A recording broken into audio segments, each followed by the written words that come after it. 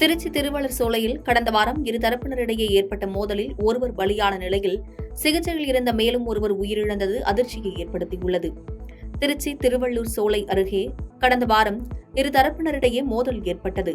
இச்சம்பவத்தில் நெப்போலியன் என்பவர் உயிரிழந்த நிலையில் படுகாயமடைந்த 3 நபர்களை திருச்சி அரசு மருத்துவமனையில் அவசர சிகிச்சை பிரிவில் அனுமதிக்கப்பட்டு சிகிச்சையில் இருந்த நிலையில் கதிரவன் என்பவர் சிகிச்சை பலனின்றி உயிரிழந்தார். இறந்த தகவலை அறிந்த திருவள்ளச்சோலை பொதுமக்கள் மற்றும் உறவினர்கள் அரசு மருத்துவமனையில் திரண்டு உடலை வாங்க மறுத்ததோடு போராட்டத்தில் ஈடுபட்டனர். மேலும் உயிரிழந்த குடும்பத்தினர் ஒருவருக்கு அரசு வேலை வழங்க கோரிக்கை வைத்து அதிகாரிகளிடம் பேச்சுவார்த்தையில் ஈடுபட்டனர். பேச்சுவார்த்தையில் ஈடுபட்ட அரசு அதிகாரிகள் கோரிக்கையை ஏற்று பணி வழங்குவதாக உத்தரவாதம் அளித்ததன் பேரில் போராட்டம் கைவிடப்பட்டது. இந்த போராட்டத்தினால் அரசு மருத்துவமனை வளாகத்தில் பெரிதும் பரபரப்பு ஏற்பட்டது. பகுஜன் சமாஜ் கட்சியின் தமிழக தலைவர் ஆம்ஸ்ட்ராங் படுகொலை செய்யப்பட்ட சிசிடிவி காணொலி வெளியாகி பெரும் அதிர்ச்சியை ஏற்படுத்தியுள்ளது. பகுஜன் சமாஜ் கட்சியின் தமிழக தலைவராக இருந்த ஆம்ஸ்ட்ராங் கடந்த 5ஆம் தேதி சென்னை பெரம்பூரில் 8 பேர் கொண்ட மர்ம நபர்களால் வெட்டி படுகொலை செய்யப்பட்டார். இது தொடர்பாக இதுவரையில் 11 பேர் கைது செய்யப்பட்டு 5 நாள் போலீஸ் காவலில் விசாரணையில் உள்ளனர். இந்நிலையில் இன்று காலை சென்னை மாதவரம் அருகே ஆட்டுத்தொட்டியில் திருவேங்கடம் என்ற ரவுடி போலீசாரால் சுட்டு என்கவுண்டர் செய்யப்பட்டார். திருவேங்கடம் ஆம்ஸ்ட்ராங் படுகொலையில் தொடர்புடைய முக்கிய குற்றவாளி என தெரிவிக்கப்பட்டிருந்த நிலையில் தற்போது சிசிடிவி காட்சி காவல்துறையால் வெளியிடப்பட்டுள்ளது. அதில் வீடு கட்டும் பணிகளை ஆம்ஸ்ட்ராங் தனது நண்பர்களுடன் அருகிலிருந்து பார்த்துக் கொண்டிருந்த பொழுது அங்கே பதுங்கியிருந்த 8 பேர் கொண்ட ரவுடி கும்பல் ஆம்ஸ்ட்ராங்கை நோட்டமிட்டு சரமாரியாக தாக்கும் சிசிடிவி காட்சிகள் பதிவாகியுள்ளது. இந்த காட்சி பார்ப்போரை பதைபதைக்க வைக்கும் காட்சியாக உள்ளது.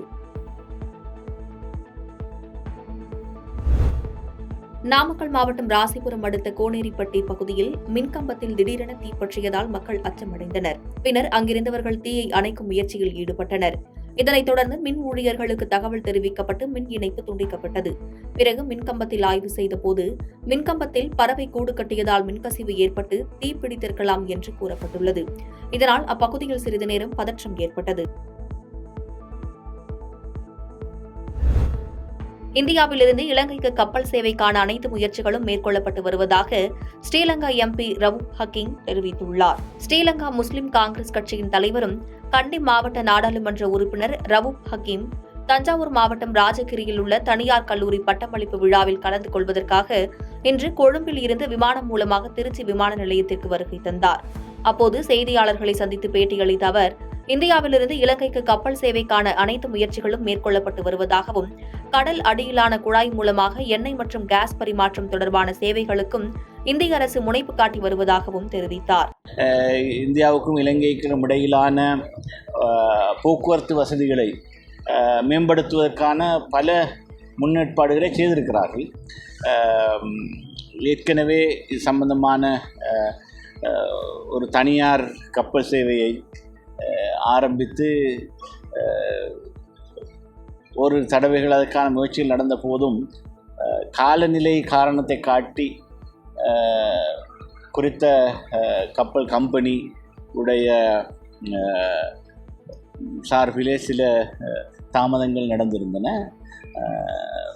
மீண்டும் அதை ஆரம்பிப்பதற்கான முயற்சிகளில் நாங்கள் ஆர்வம் காட்டி வருகிறோம். தமிழக அரசின் சார்பிலும் மத்திய அரசின் சார்பிலும் இது சம்பந்தமான பூரண சம்மதமும் விருப்பமும் இருந்து கொண்டிருக்கிறது. திண்டுக்கல்லில் குடிநீர் கேட்டு சாலை மறியலில் ஈடுபட்ட பொதுமக்களை தகாத வார்த்தைகளால் திட்டிய ஊராட்சி மன்ற தலைவரால் பரபரப்பு ஏற்பட்டது. திண்டுக்கல் மாவட்டம் பள்ளப்பட்டி ஊராட்சிக்குட்பட்ட பொன் மாந்தரை புதுப்பட்டி கிராம மக்கள் கடந்த 40 நாட்களாக குடிநீர் விநியோகம் செய்யப்படவில்லை எனவும் கிராம மக்களுக்கு விநியோகிக்கப்படும் குடிநீரை தனியார் நிறுவனங்களுக்கு ஊராட்சி மன்ற தலைவர் விற்றதாகவும் கூறப்படுகிறது.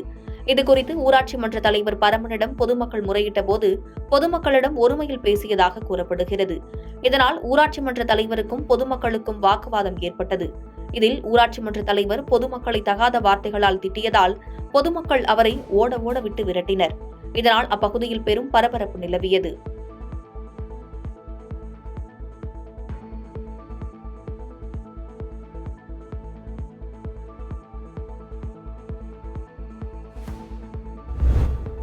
இனிவரும் காலங்களில் நடக்கின்ற தேர்தல்களில் இந்தியா கூட்டணி வெற்றி பெறும் என்பதற்கு விக்கிரவாண்டி தேர்தல் ஒரு முன்னோட்டமாக அமைந்துள்ளது என காங்கிரஸ் கட்சி மாநில தலைவர் செல்வ பெருந்தகை பேட்டியளித்துள்ளார். சென்னை பெரம்பூர் சட்டமன்ற தொகுதிக்குட்பட்ட கொடுங்கையூர் எம்ஆர் நகர் பகுதியில் காங்கிரஸ் சார்பில் மத நல்லிணக்க ஒற்றுமை நடைபயணம் நடைபெற்றது. இதில் தமிழ்நாடு காங்கிரஸ் கமிட்டி தலைவர் செல்வ பெருந்தகை கலந்து கொண்டு ஒற்றுமை நடைபயணத்தை தொடக்கி வைத்து அவரும் இதில் நடைபயணமாக தொண்டர்களுடன் பயணித்தார்.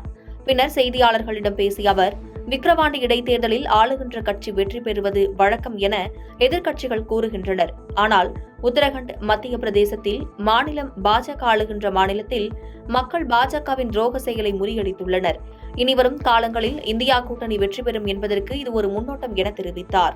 நேற்றைய தினம் எதிர்க்கட்சியை சார்ந்தவர்கள் எல்லாம் தமிழ்நாட்டில் விக்கிரவாண்டி தேர்தலுடைய அபார வெற்றி, பெருவாரியான வாக்கு வித்தியாசத்தில் பெற்ற வெற்றியை பற்றி ஆளுங்கட்சி மாநிலம், ஆளுகின்ற மாநிலம் இங்கே வெற்றி பெறுவதுதான் எல்லா காலங்களிலும் நடைபெறும் சொன்னார்கள்.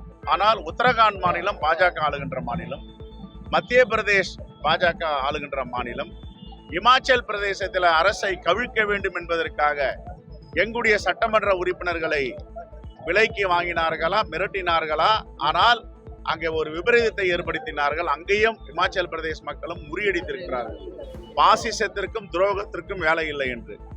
ஆகவே இனிவரும் காலங்களில் இந்தியா கூட்டணி தான் எல்லா மாநில தேர்தலிலும் பொது தேர்தலிலும் வெற்றி பெறும் என்பதற்கு இது ஒரு முன்னோட்டம். பாதகம் செய்பவரை கண்டால் நாம் பயங்கொள்ளலாகாது பாப்பா, மோதி மிதித்து விடு பாப்பா, அவர் முகத்தில் உமிழ்ந்து விடு பாப்பா.